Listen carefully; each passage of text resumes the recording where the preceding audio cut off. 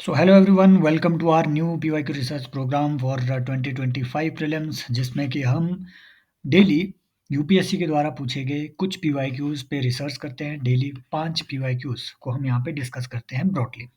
हमारा मोटिव ये है कि 10 मिनट के अंदर ये 5 पीवाईक्यू यहाँ पे डिस्कस किए जाए।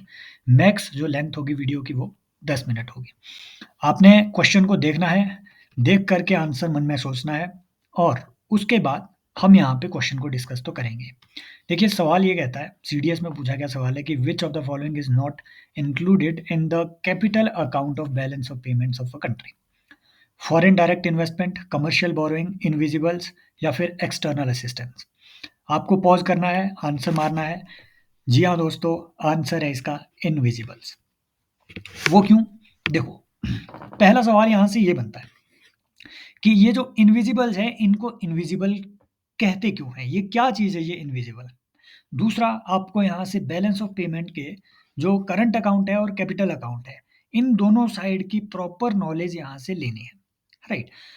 Capital account balance of payment में जो कैपिटल अकाउंट है, वो कैपिटल अकाउंट एक ऐसा अकाउंट होगा जिसमें कि आपकी एसेट और लायबिलिटीज़, ठीक है? एसेट और लायबिलिटीज़ जहाँ पे रिकॉर्ड की जाएगी उसे हम कैपिटल अकाउंट कहेंगे। लायबिलिटी क्या होती है किसी कंट्री की? अगर आपने कोई लोन लिया हुआ है, अगर आपने कोई बॉन्ड इशू किया हुआ है, that is a liability. Bond is a liability, आपको उसे पे बैक करना पड़ेगा। समझ रहे हो? एसेट क्या होता है? एसेट कंट्री कंट्री का है, अगर आपने कहीं लोन दे के रखा हुआ है किसी दूसरी कंट्री को, दैट इज़ योर एसेट। आपने एफडीआई बाहर करके रखी हुई है, दैट इज़ योर एसेट, है ना? कंट्री का एसेट है वो। So that is recorded in the capital account. ये नॉर्मली 1 ईयर से लॉन्गर टर्म का होता है। जो करंट अकाउंट होता है, बैलेंस ऑफ पेमेंट का ये जो करंट अकाउंट होता है, current account is a short term account, ठीक है? नाम ही है इसका करंट, जो कि करंट पेमेंट्स के लिए यूज किया जाता है। समझ रहे हो बात को? करंट पेमेंट्स के लिए जो अकाउंट यूज होगा वो होगा करंट अकाउंट। करंट पेमेंट काहे में होती है? मान लीजिए अगर आपको गुड्स का इंपोर्ट करना है ना? मान लो आपने बिस्कुट इंपोर्ट किए 10, कहाँ से? यूएसए से। अब ऐसा थोड़ी ना है यूएसए वाला जिसने आपको एक्सपोर्ट किया हुआ है वो बिस्किट वो 1 साल तक बैठ के रहेगा कि हाँ, पेमेंट आएगी, आएगी, अभी आएगी, नहीं। वो तो आपको रियल टाइम में उसको पे करना पड़ता है, समझ रहे हो? सो रियल टाइम वाली ये जो ट्रांज़ैक्शन होती है, this is called as current account. तो इसमें जितने भी इम्पोर्ट और एक्सपोर्ट हो रहे हैं, भले गुड्स में या सर्विसेज़ में, उसे आप करंट अकाउंट में डालते हैं, है ना? तो ये बात ध्यान में रखनी है। अब इस सर्विसेज़ को ही हम कहते हैं इनविजिबल। सवाल यहाँ ये है कि इनविजिबल इन्हें क्यों कहा जाता है? ट्रेड इन इनविजिबल, जब भी आप सर्विसेज़ की बात करते हैं, trade in services means trade in invisibles. इसे इनविजिबल क्यों कहा जाता है? भाई साहब, इनविजिबल इसे इसलिए कहा जाता है क्योंकि ये जो सर्विसेज़ की ट्रांज़ैक्शन है, it is not recorded in the customs office. It is not recorded in the custom का ऑफिस। क्यों? क्योंकि भैया जो आप एक्सपोर्ट या इंपोर्ट कर रहे हैं गुड्स में, है ना? आपने बिस्किट अगर इंपोर्ट किया तो वो कस्टम ऑफिस के थ्रू, कस्टम ऑफिस हर एक पोर्ट में होते हैं, हर एक एयरपोर्ट में होते हैं, हर एक लैंड पोर्ट में होते हैं कस्टम ऑफिस। तो वहाँ कस्टम ऑफिस में वो रिकॉर्ड हो रहे हैं। सर्विसेज़ तो ऑनलाइन भी है ना? आप कहीं पे यूएसए में लेक्चर ले रहे हैं, ऑनलाइन लेक्चर ले रहे हैं, दैट इज़ ऑनलाइन सर्विसेज़। ये कहीं कस्टम ऑफिस में जो है रिकॉर्ड नहीं होते हैं। This is why they are known as invisible. समझ रहे हो बात को? तो ये यहाँ से पता होना चाहिए। तो इनविजिबल आपके करंट अकाउंट में आते हैं, कैपिटल अकाउंट में ये सब borrowing, lending, investment and important बात, current change in foreign exchange reserves. तो ये जो फॉरेन एक्सचेंज है, ये भी आपका जो है कैपिटल अकाउंट में आता है। ये बात ध्यान में रखनी है।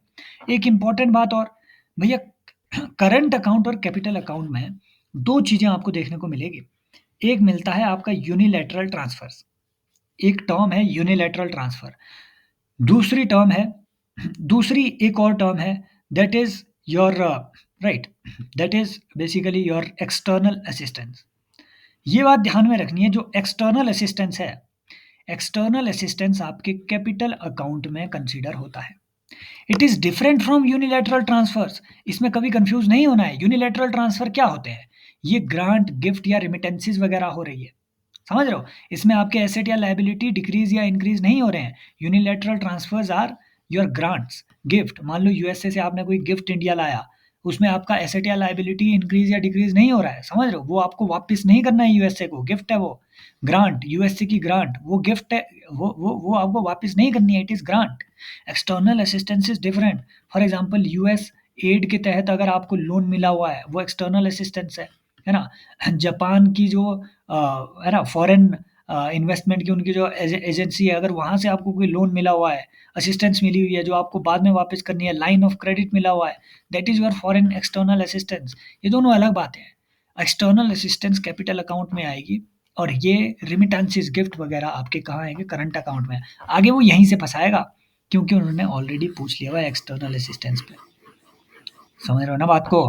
भाई जीवन में यहीं से ये जो है ना ये एनएसओ का डाटा है भाई, ये कहीं से उठाया नहीं हुआ है। एनएसओ का पूरा डॉक्यूमेंट पढ़ के ये वहां से स्क्रीनशॉट चिपकाया है मैंने यहाँ। समझ रहे हो? तो ये एकदम ऑथेंटिक चीज है। क्लियर? बीओपी ऐसा आपको क्लियर होना चाहिए। राइट? हाँ। फिर आता है ये ऑफिशियल रिजर्व अकाउंट भी एक, ये भी आपके इसी में आता है, ठीक है, कैपिटल अकाउंट में आता है। ऑफिशियल रिजर्व अकाउंट में आपके जैसे गोल्ड रिजर्व हुआ, है ना, फॉरेन एक्सचेंज रिजर्व हुआ, स्पेशल ड्राइंग राइट्स हुआ, ये भी आपके कैपिटल अकाउंट में ही आ रहा है। राइट? तो ये बातें आपको ध्यान में रखनी है। Clear?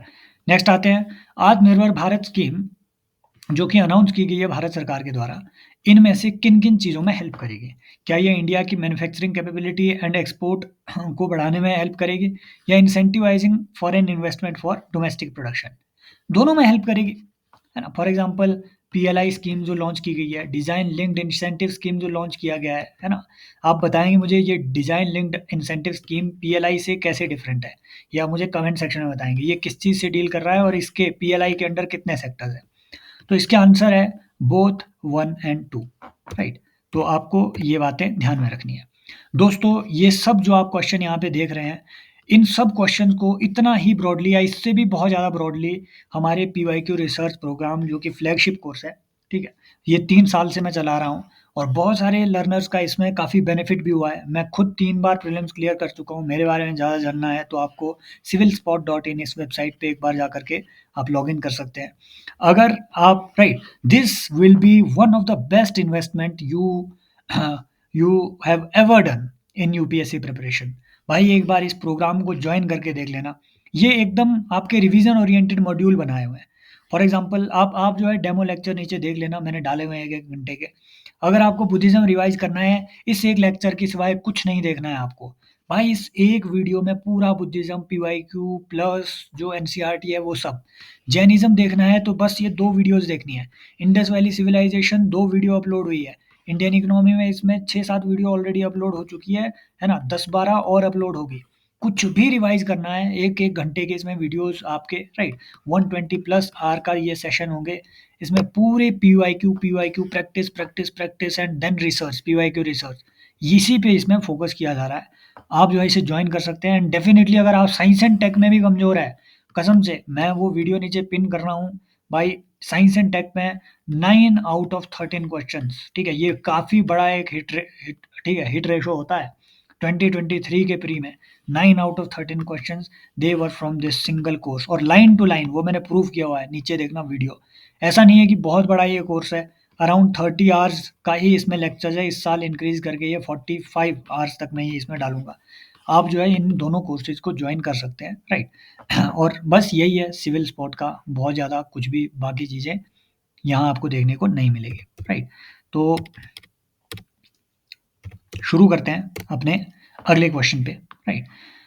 So the next question is कि which one of the following statements for a firm's equilibrium and perfect competition is not correct? Right, actually ये जो है ये माइक्रो इकोनॉमिक्स का क्वेश्चन है। ये यहाँ पे ये इसमें भी गलती से ये डल गया था कि the market price must be greater और इक्वल। राइट, ये क्योंकि यूपीएससी इस टाइप के क्वेश्चन नहीं पूछता है, ये सीडीएस में इस तरीके के 1-2 क्वेश्चन वो पूछ लेता है कि market price must be greater और equal to average variable cost in the short run. Okay, short run the market price must be equal to marginal cost. The market price must be equal to average cost in long run. The marginal cost decreases at the equilibrium output. Right? Actual में right, actual में इसका जो answer है that is D, the marginal cost decreases at the equilibrium output. Right, जब भी आपकी equilibrium होगा, ठीक है, मार्जिनल कॉस्ट वहां पे डिक्रीज कैसे हो जाएगी? जहां पे भी आपकी आउटपुट आउटपुट आपकी इक्विलिब्रियम में है। मान लो डिमांड, देखो मान लो मार्केट में डिमांड ये है, ठीक है, और ठीक है, ये उसकी कॉस्ट है, ये उसकी कॉस्ट हो रही है। यहाँ पे इक्विलिब्रियम इनका बन रहा है। समझ रहे हो? मान लो डिमांड है किसी किसी प्रोडक्ट की, वो इतनी बढ़ रही है, इसकी कॉस्ट का जो ग्राफ है वो ऐसे जा रहा है। जहाँ ये इक्विलिब्रियम है ना, राइट? इसके बाद ये मार्जिनल कॉस्ट घटेगी क्यों? ये मिनिमम तो आपको उस ग्राफ के लेवल पे रखनी पड़ेगी। समझ रहे हो? इक्विलिब्रियम के ग्राफ पे मिनिमम ये कॉस्ट रखनी पड़ेगी। क्योंकि अगर आपने ये अगर इसकी कॉस्ट आपने घटा दी, समझ रहे हो? अगर आपने इसके कॉस्ट या फिर प्राइसेस घटा दिए, तो वो फर्म लॉस में जाना शुरू हो जाएगी। So as per available explanation जितना मैंने इसका देखा, so answer should be D. किसी को इसका, राइट, कोई अगर इकोनॉमिक्स का एक्सपर्ट हो, है ना, माइक्रो इकोनॉमिक्स का स्पेशली, तो इसकी अगर कोई डिफरेंट, क्योंकि यूपीएससी ने इसकी आंसर की अभी तक नहीं दी हुई है, सो answer should B this, right. And हो सकता है ये भी इसका आंसर हो। तो आप जो है एक बार जो, ठीक है, अगर आपको कोई लगे कि इसका कोई दूसरा आंसर होना चाहिए, तो यू कैन जस्ट, ठीक है, write that answer in the comment section as well as the explanation of the answer, right. हालांकि फिर ये यूपीएससी के लिए, अगेन मैं कहता हूँ, ये बिल्कुल भी इंपॉर्टेंट उतना नहीं है। देखिए अगला क्वेश्चन है, और बहुत ही एकदम कायदे का क्वेश्चन है, कसम से यहाँ से काफ़ी अच्छा है, कॉन्सेप्ट आपका साथ में क्लियर होने वाला है कि which of the following taxes is not included in the central pool to be shared with the states according to the recommendations of finance commission of India. Personal income tax, corporate income tax, cess and surcharge, excise duties. Answer, जी हाँ दोस्तों, आप सभी को मालूम है कि cess और सरचार्ज जो है, ये स्टेट को पे नहीं किए जाते। लेकिन मैं अगर यहाँ पे आपसे सवाल पूछूं कि क्या कॉन्स्टिट्यूशन ऑफ इंडिया में ये बात मेंशन्ड है कि सेस और सरचार्ज स्टेट को पे नहीं होंगे, तो भाई आप हड़बड़ा जाएंगे। कसम से आप हड़बड़ा जाएंगे। वो इसलिए क्योंकि आपने आर्टिकल 270 नहीं पढ़ा। अब क्योंकि हम पीवाई की रिसर्च कर ही रहे हैं, तो आपको मालूम होना चाहिए कि आर्टिकल 270 में स्पेसिफिकली लिखा हुआ है कि भैया, यूनियन लिस्ट में जितनी भी आपकी ड्यूटीज लिखी गई है, समझ रहे हो, except for the duties and taxes refer to in, ठीक है, आर्टिकल 268 में कुछ एक ऐसे टैक्सेस लिखे गए हैं जो कि सिर्फ सेंटर या फिर सिर्फ स्टेट को मिलेंगे। उन टैक्सेस के अलावा और उन ड्यूटीज के अलावा जो बाकी ड्यूटीज हैं, वो स्टेट और सेंटर दोनों को जाएगी। समझ रहे हो? वो डिविजिबल पूल का हिस्सा होगी। लेकिन इस एक्सेप्ट में आगे एक्सप्लेनेशन में एक और चीज यहाँ है कि surcharge on the taxes and and the cess, ये भी जो है ये स्टेट को नहीं मिलेगी। समझ रहे हो? एक्सेप्ट, समझ रहे हो? एक्सेप्ट का मतलब क्या है कि भैया इन सब चीज़ों को छोड़ के, जिसमें कि आपके सेस आते हैं, सरचार्ज आते हैं, इनको छोड़ के बाकी जो टैक्सेस हैं, वो टैक्सेस स्टेट और सेंटर में आपके डिवॉल्व होंगे। It is mentioned in the constitution. Yes, समझ रहे हो? ये बात पता होनी चाहिए। दूसरा, फिर आपको सरचार्ज और सेस के बीच, यहाँ भी देखिए 271 में भी सेस सरचार्ज से रिलेटेड जो है एक वो दिया गया है। दूसरी बात, यहाँ जितने भी ये टैक्स लिखे गए हैं ना भाई, ये सब कंसोलिडेटेड फंड ऑफ इंडिया का हिस्सा होते हैं। कंसोलिडेटेड फंड ऑफ इंडिया में जा रहे हैं जितने भी आपके टैक्सेस इकट्ठा हो रहे हैं, सेस हो रहे हैं, एक्साइज ड्यूटी, सब आपके सीएफआई में जा रहे हैं। कोई भी आपके, है ना, पब्लिक अकाउंट में नहीं जाता है। पब्लिक अकाउंट में आपके डिसइन्वेस्टमेंट की प्रोसीड्स जाती है। समझ रहे हो? राइट। तो ये बात ध्यान में रखनी है।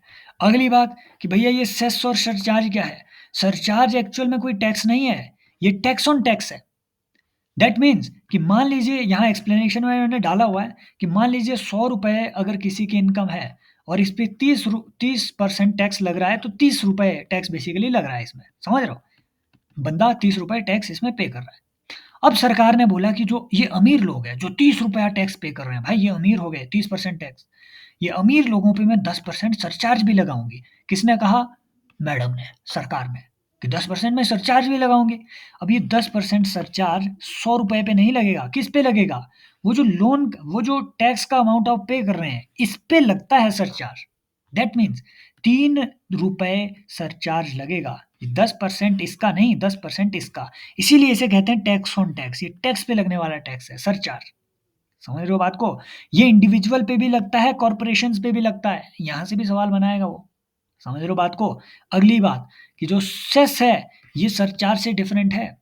सेस जो है एक तरीके का टैक्स ही है, बट ये गवर्नमेंट कुछ स्पेसिफिक कमोडिटी पे स्पेसिफिक पर्पज के लिए लगाती है। पर्पज भी स्पेसिफिक, कमोडिटी भी स्पेसिफिक।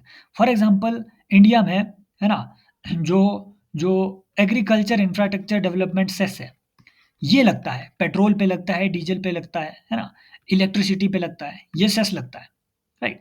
ऐसे ही आपके हेल्थ एंड एजुकेशन सेस है, ये आपके प्रोडक्ट्स पे लगता है, जो आप खाते हैं उस पे लगता है, आपके पेट्रोल पे लगता है, डीजल पे लगता है, इन पे तो लगता ही है। तो ऐसे 6-7 तरीके के सेस हैं। इम्पोर्टेंटली सेस में जो ये पैसा इकट्ठा हुआ है, for example agriculture infrastructure cess है, तो ये सिर्फ एग्रीकल्चर इंफ्रास्ट्रक्चर में यूज़ होगा, सरकार कहीं और नहीं यूज़ कर सकती है इसे। समझ रहे हो बात को? मान लीजिए रोड सेस लगता है, तो वो जो रोड सेस है वो रोड डेवलपमेंट में ही यूज़ होगा, बाकी चीज़ों में नहीं लगता है। ध्यान में ये बात याद रखनी है कि भैया सेस और सरचार्ज रीसेंट ईयर्स में इनकी कलेक्शन इतनी बढ़ी है, ये देखो। सेस की सरचार्ज की कलेक्शन तो बढ़ी है, कई गुना बढ़ी है। सेस की भी बढ़ी ही है, समझ रहे हो? तो सेस और सरचार्ज कलेक्टिवली इनकी इनकी जो कलेक्शन है वो बढ़ी है, और ये हमारे फिस्कल फेडरलिज्म के लिए कंसर्न है। क्यों? क्योंकि स्टेट को तो ये नहीं मिल रहा है। समझ रहे हो बात को? समझ रहे हो बात को? इसका आंसर आप खुद बताएँगे, इसका आंसर खुद बताएँगे, राइट?